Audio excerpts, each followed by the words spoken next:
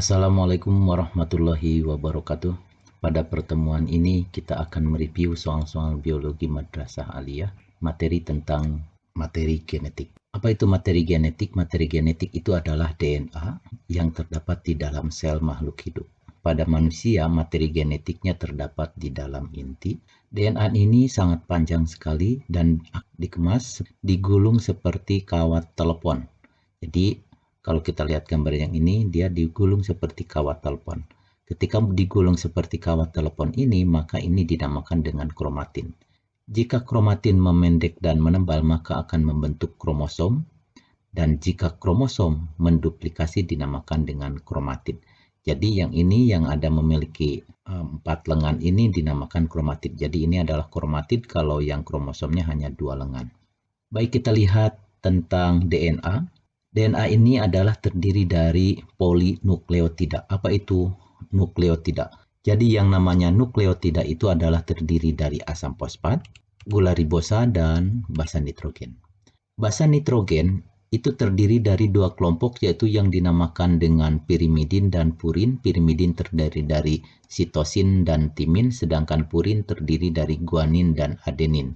Antara pirimidin dan purin selalu berpasangan, di mana A selalu berpasangan dengan T dan C berpasangan dengan G.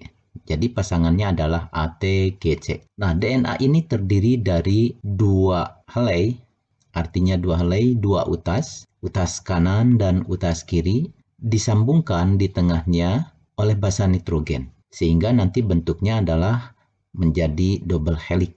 Itu DNA.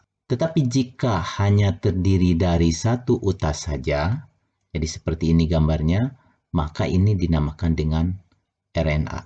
Komponen gula pada DNA itu adalah deoksiribosa karena dia kehilangan 1 oksigen, sedangkan pada RNA adalah basa nitrogen. Pada DNA terdiri dari adenin, guanin, timin, sitosin, sedangkan pada RNA yang timin diganti menjadi urasil.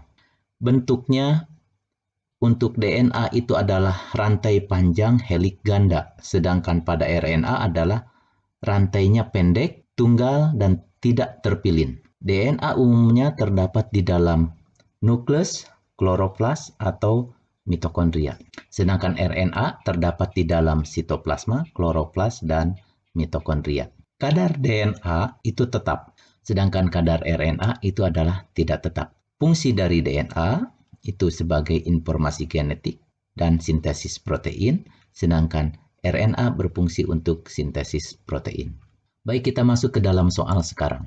Ingat, kalau ada soal dengan bentuk seperti ini, langsung ke pertanyaan. Ciri RNA ditunjukkan oleh nomor. Kita lihat satu-satu. Nomor 1 tersusun atas gugus fosfat, ribosa, dan basa nitrogen.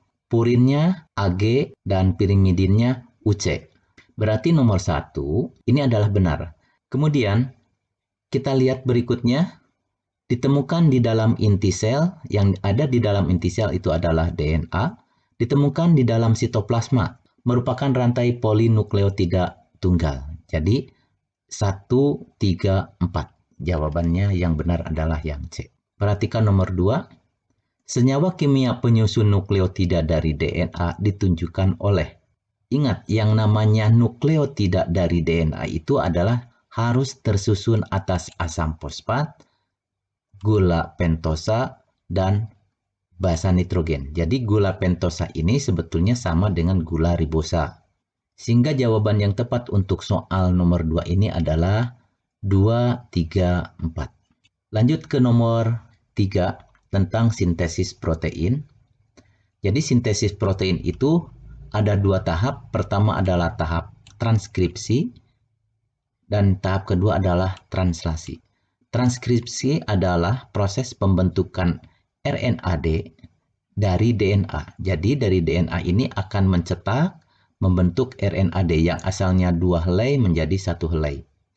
Kemudian RNAD ini akan keluar dari nukleus, masuk ke dalam sitoplasma, kemudian menempel dengan ribosom. Kalau sudah menempel dengan ribosom, maka akan terjadi penerjemahan kode-kode genetik yang terdapat di dalam RNAD yang dinamakan dengan kodon. penerjemahan kodon ini dinamakan dengan translasi. Siapa yang menerjemahkannya itu adalah RNAT. Jadi RNAT ini dia akan mencari asam amino yang sesuai dengan kodonnya sehingga menjadi asam amino RNAT. Kemudian asam aminonya akan disimpan.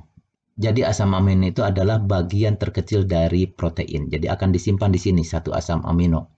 Kemudian RNAT-nya keluar, kodon yang berikutnya akan diterjemahkan sehingga nanti membawa asam amino yang lain juga, kemudian disimpan lagi, disimpan, terus berputar-putar sehingga susunan asam amino di sini menjadi banyak.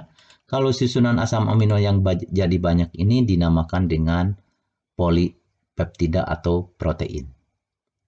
Nah, biasa yang keluar di dalam soal itu adalah bentuknya seperti gini. Seperti yang ini. Ini adalah untuk 3 soal. Kita perhatikan. Pada skema sintesis protein di samping, 3 dan 4 adalah. 3 ini adalah proses translasi, sedangkan 4 itu adalah RNAT. Maka jawaban yang benar itu adalah yang nomor A. Pada nomor 4, peristiwa transkripsi, translasi, dan RNAT secara berurutan ditunjukkan oleh nomor. Transkripsi nomor 1, translasi nomor 3, dan RNAT adalah nomor 4. Jadi 1, 3, 4. Maka yang benarnya adalah C.